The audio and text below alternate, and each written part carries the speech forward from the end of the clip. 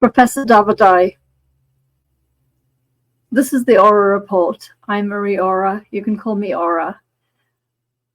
I'm reaching out to you because I saw what you posted onto Instagram and I noticed what you said. And I did not make this, Professor, to correct you. I made this as an ally, that in the hope that it may help you. So you said we've never had a global wave of anti-Semitism before. We certainly have a global wave of anti-Semitism now. And just to give you some context, I started to track it at around end of 2021 is when I noticed there was a scary level of anti-Semitic content, and it was normalized on social media. It made me very worried. I actually started to take notes. I started to, well, I did what I could, because when I tried to contact people and said, if people carry on speaking like this, Jews are going to die. Jews are going to die. There's no way that these words are going to just stay on as words on a social media site. And predictably, people called me crazy and the usual. But I was not deterred, because the space of anti-Semitism only seemed to ratchet up further and further and further. And so by the 7th of October, it was in very high gear indeed. But what I want to point out to you is it wasn't the first time that we've had a global wave of anti-Semitism. Take a look at this. Oh, first, I just wanted to note that as I have been following this matter, I've noticed how the Jewish professors have been singled out. Professor Saad, he's in Canada. I'm not sure if it's Cornell or McGill, but he can't go anywhere without bodyguards because there are threats against his life. And then a few years ago, you could see it coming as early as 2017, actually. Professor Brett Weinstein was hounded out of his university in Evergreen, which is in Washington State, I think. So when they come for the Jewish professors in particular, then you have to look for something bigger going on. Now, this photo taken from the Atlantic, I'm the person who scratched out the swastika. First of all, it might get me a strike. I've had that happen to me, where I've tried to, for demonstrative purposes, show the historical horrors of Nazism, and then been accused of trying to promote it. But on the other side, I don't really want to have it on anything that I produce anyway. So this did not take place in provincial Germany. This was in the United States. And again, I scribbled out all of their Heil hands because I don't want to see it. My grandfather was a Jew in Nazi Germany. I do have some skin in this and a sense of moral outrage. This is the United Kingdom. So they had a Nazi party there, and they had a Nazi party in the United States. And even the royals were doing the Heil, kinds of the symbolic hand gesture. And this was in Buenos Aires, in Argentina, in 1938. So in the 1930s, we did in fact see a global outbreak of anti-Semitism. And at that time, we had a word for it. It was called Nazism. And I suggest to you that where we have failed catastrophically, all of us, is in our because we are too polite, or because we don't think it can possibly be that bad. But I put it to you that what we are seeing is a resurgence of Nazism. And Nazism must be treated like the cancer that it is. You cannot treat it in a polite way. You cannot deal with it in a delicate way. Nazism is an existential threat to Jewish people and their allies, and indeed to good people everywhere. And before we forget, lest we forget, these great allies, United States and Canada, Cuba, but boatloads of Jewish people went to Canada, the United States, United Kingdom, all over, begging for sanctuary, refugees, and they were sent back. You see the refugees who come in now, who are just allowed open access, open borders. Jewish people, they were sent back by their thousands to certain death. So don't think that because it happened in Germany, it doesn't happen in other places. It does. Very important book, The War and the Weak by Edwin Black. He said, what started in Long Island, more or less, I'm paraphrasing, ended up in Auschwitz. You are at an Ivy League university professor. You are walking among these people, the Long Island set, and you are surprised that they have Nazi leanings. You shouldn't be. I don't know whether you have come across Francisco Gil White. He is not Jewish. He is Mexican, I think, and he is a scholar and a researcher he lost Penn State tenure at Penn State because he wrote a book about al-Husseini, who was the Grand Mufti of Palestine, lest we all forget, and we have all forgotten. And he was a great friend to Hitler and to Eichmann. And he had quite a bit to do with the final solution. And what Francisco Gil White tries to make the point, forgive me, I'm sick. I'm not speaking as fluently as I normally would. He tries to make the point that Nazism, or shall we say anti-Semitism, is not only bad for Jewish people, it's bad for everyone. It is a catastrophic sign something has gone totally wrong in society. When the Nazism comes up, you must know that there are all kinds of very bad things about to happen, and there are.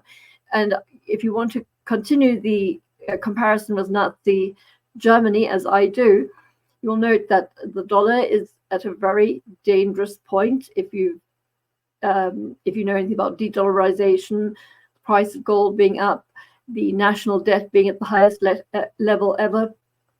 I'm writing a book called Did World War II Cure the Great Depression? And so you can glean from that I would see a link between war and there is always the possibility of this going into a global conflict.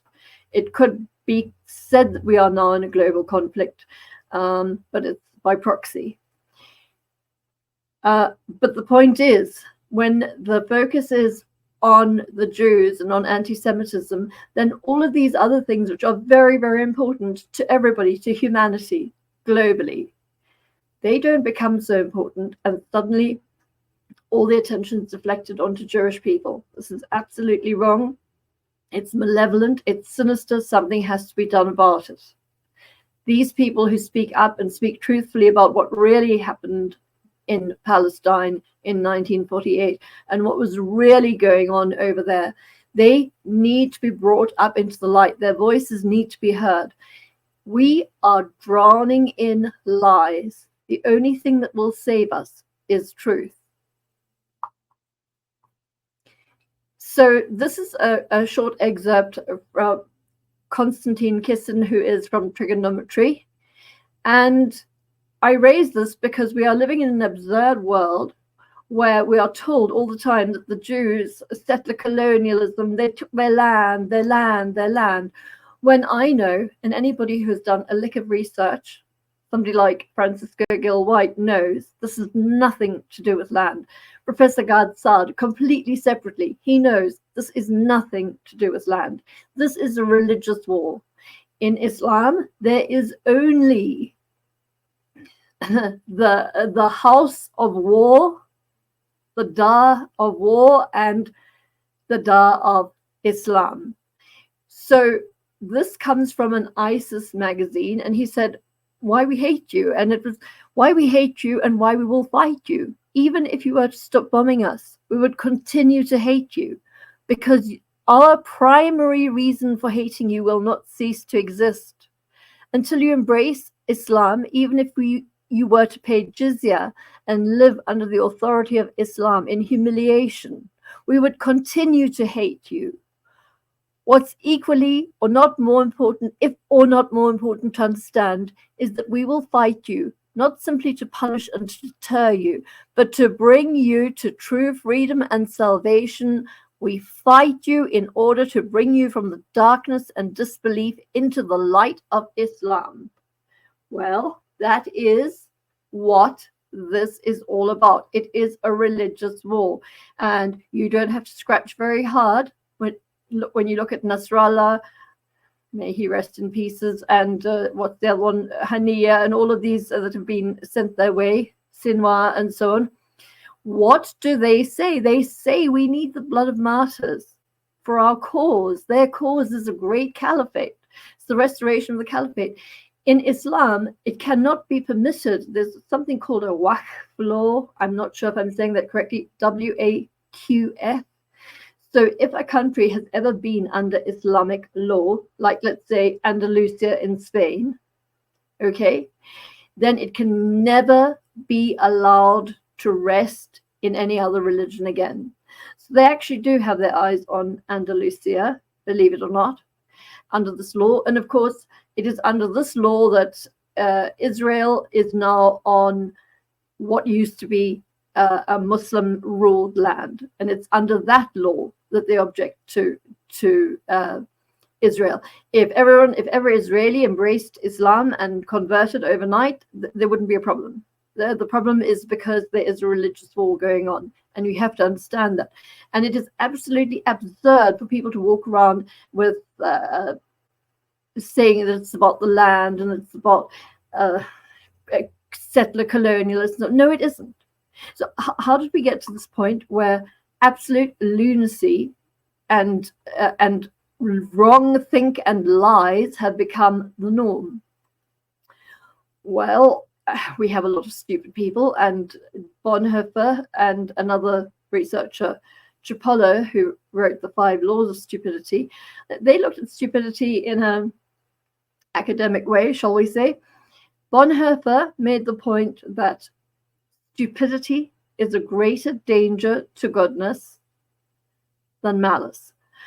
Because malice, at least you can reason with it. It might have some sort of self-interest that you can kind of reason with. But with a stupid person, and by the way, stupidity is not excluded by having a university degree. They can be mass stupid as sort of a psychosis of stupidity, which I put it to you is exactly what we are seeing now, a psychosis of stupidity.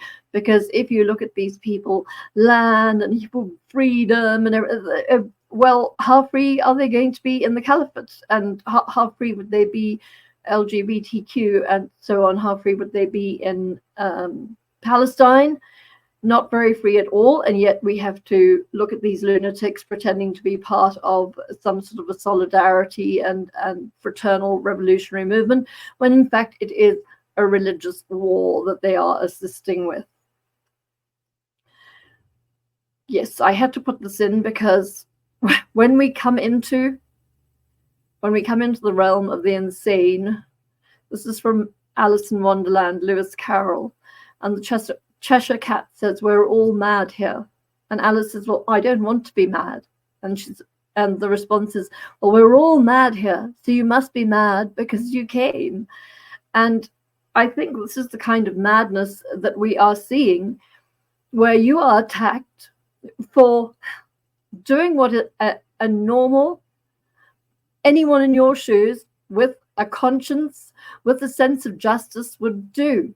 You stood up after the atrocities of October 7th, which were unbelievable. I have a background in studying war. I have to say, as far as sheer twisted evil and sadism goes, there is nothing to compare to October 7th. There's absolutely nothing to compare to it. The insanity of people walking around and calling these people freedom rapists and freedom. This was just a little uprising of rightful, disgruntled people who didn't mean very badly. The rewriting of the narrative, well, it also goes back to Bonhoeffer's theory of stupidity, because obviously when these people come, and we have not to look very far, we can just glance at Europe and so on, and we can see that we've had an outbreak of violence against women that has come hand in glove with the immigration from these particular countries where women are looked down on in a very inferior level, to a very inferior level. And yet the women and gay people stand side by side as though these are their allies. This is absolute insanity. And then Professor Shai Davidai turns into the bad person, because I went and I read the Al Jazeera, which is of course the Qatari mouthpiece, a hit piece on him, and it's almost impossible. It must feel like something, I would imagine you feel a bit like you're going through the Twilight Zone. It's some sort of a Kafkaesque trial situation where you don't really know what you've done wrong. You're expecting logic and reason to work, and you're absolutely stymied that they don't work. Well, they don't work because you aren't dealing with rational people. You're dealing with Nazis. You're dealing with them at scale, which means there is some kind of a global psychosis going on. And then, of course, we also have a payroll element in it. So I just wanted to, this is an article I wrote calling them Weimar drunks. Here is one of these clueless people who goes to protests. He picked up a sign that said Intifada. Somebody asked him what an Intifada was, and he didn't know. So if you don't know this, Intifada means blowing yourself up and killing a whole lot of people with you. Hopefully that's what that's what you hope for. It's not what anybody else in their right mind hopes for. And you do this willingly because some religious person has told you that you're going to be catapulted to paradise, like within not even a couple of seconds after you've been blown up and you've killed all these people. You're going to be in paradise, and if you're a man, well, it's going to be an orgy. Paradise is going to be lit. And if you are a woman, I don't know, there's some sort of glory, and I don't know. I don't understand it at all, because it wouldn't work with me, but that sort of work. But anyway, this man who does not even know that an intifada means that is calling for an intifada. And he's calling for it globally. These people are now starting to call for a global intifada, and they don't even know what it means. The stupidity, you could cut it with a bread knife. It is so thick. This is an article I wrote in 2022. And the point is, and this really goes back to Edwin Black and Auschwitz and Long Island, is the Anglo-American establishment has never liked Jews. I mean, they used to make Jews go in through the back door. Jews have always been a second-class dhimmi type of a citizen. I don't think they made them pay extra tax, but generally speaking, it wasn't until the early 1900s, maybe even World War I, before Jews were allowed really to be treated like other people. Talk about apartheid. The first apartheid, the worst apartheid, has been always against Jews. And this is never mentioned. It is never mentioned ever. And it needs to be brought back into the public thinking again, because people are very, very confused. And when they are confused, I quoted from Carl Sagan over here, and it's the saddest lesson of history.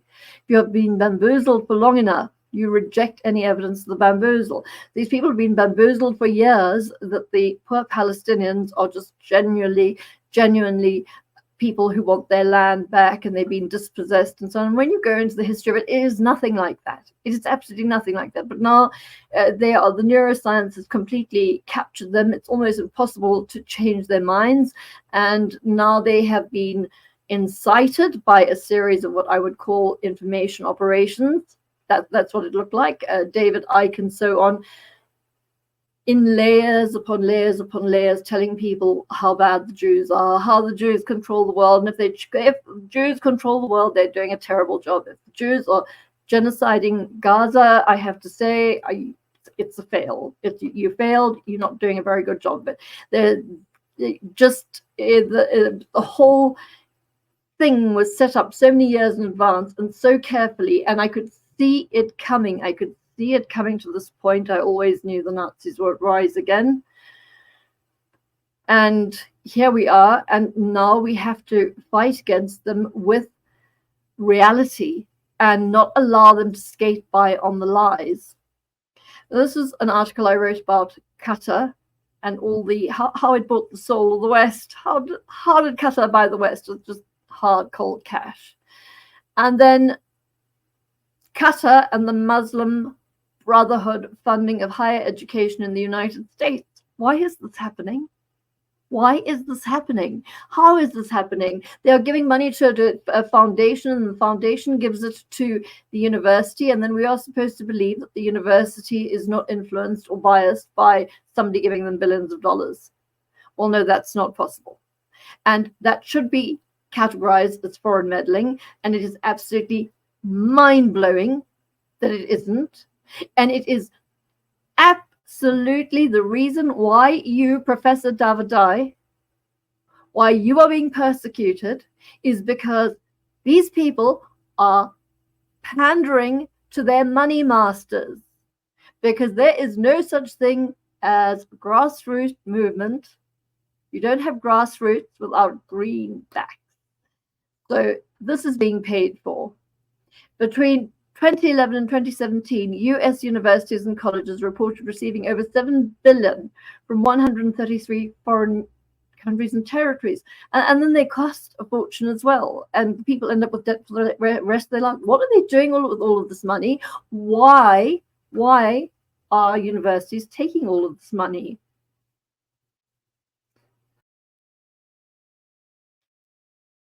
Absolutely crazy.